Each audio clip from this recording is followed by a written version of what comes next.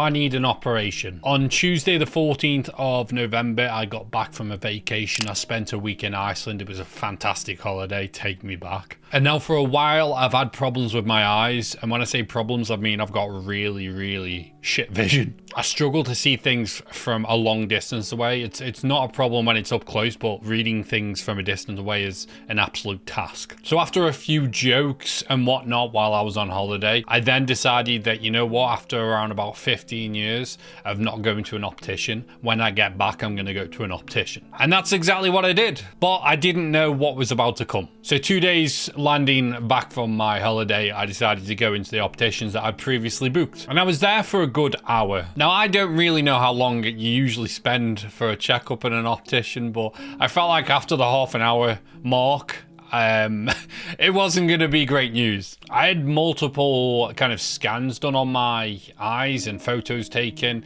for further analysis. I had them diluted. I had proper rubber rings going on. So about 35 minutes into my optician's appointment, I get asked if I've ever seen like a little squiggly line, a little dot now and again. And I thought this was normal. Apparently it's not. So I said yes from time to time. It's a very rare thing for me. Now and again, I'll see a line. And I thought, yeah, you know, how bad could it be? So they do the checks and everything was fine, but they then decide to dilute my eyes so they can have a closer look. And now they constantly kept on asking me, have I ever had trauma to the head or to my eye? And obviously I've never had any problems with my eye in terms of having trauma hit it, so I obviously said no. And then after, when they diluted my eyes, took the photos, I was put back in the room, and this is coming up to the hour mark now. I'd caused a queue of patients outside and they were kicking off. A few of them were unhappy because they paid for a 2-hour parking and had been sitting in the waiting room for about an hour and a half, and I'm just the center of the problem right now. And it turns out that my retina had been detached from my eye. So I got sent to A&E as a priority.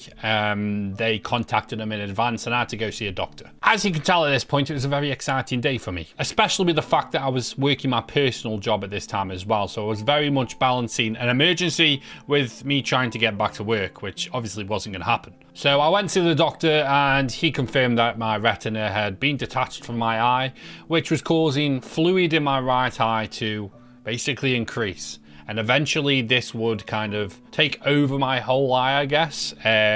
Not just blurring my vision, but making me blind in my right eye if I didn't act quickly on it. So far 15% of my right eye, I would say, 15 to 20% of my right eye is covered in fluid due to the detachment. They gave me two options. One would have taken about 30 minutes there and then to get it done, but what that meant is I'd have a bunch of strangers' fingers fucking my eye, basically. And the risks of that is it doesn't always work, and the second option was I would have to be operated on. So I decided to go with the first decision, but I wanted to be put asleep. I don't know about you guys, but I don't fancy lying there with a bunch of fingers in my eye. I don't think it's going to be quite a comfortable feeling. So I requested them to put me to sleep, and in which case they sent me home, and they're now in the works of getting all the fine legal medical stuff agreed to send me the letter so I can have a consultation and then get it underway. In summary, they've got to just make sure that I'm not allergic to a lot of this shit that they're about to do to me. So in the next coming days, I'm going to get a letter that is effectively going to give me a date to go up to A&E and have a one-to-one discussion in terms of how they're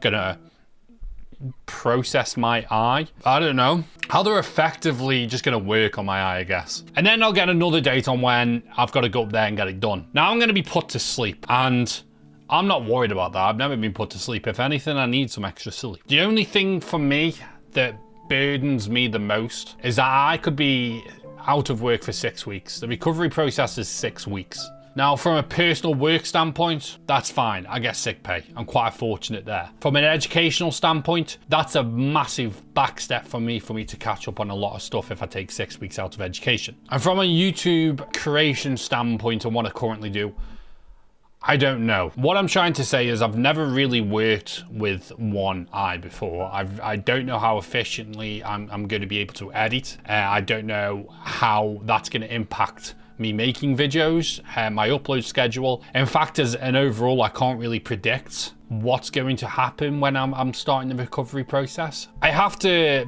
be transparent when I say this. The choice I've chosen, they haven't specifically said how long the recovery process is. The only one recovery process timescale I was given was for the operation, and that was 6 weeks. So at the moment, I'm under the impression that the choice I've chosen is probably going to be similar to the same time scale. After all, you're shoving fingers in my eye. I don't think I'm going to be backflipping out of bed the next day. So I just wanted to give an update to you guys in terms of what's going on in the next few weeks. Videos might continue to flow out. I don't know. If they do, you get to see me with a big black eye, or at least a patch over my eye. I'm gonna look like Jack Sparrow. What I don't want to do is put any kind of strain at all on my eye. Yes, I will have a patch on my eye for a set period of time, and then eventually that was taken off. I don't know what the recovery process is gonna be like once that patch is removed. I might not be allowed to look at a screen for a long period of time, and this can impact me in multiple ways. So that is that. Overall, I don't really know what's going on in the next few weeks. You're going to see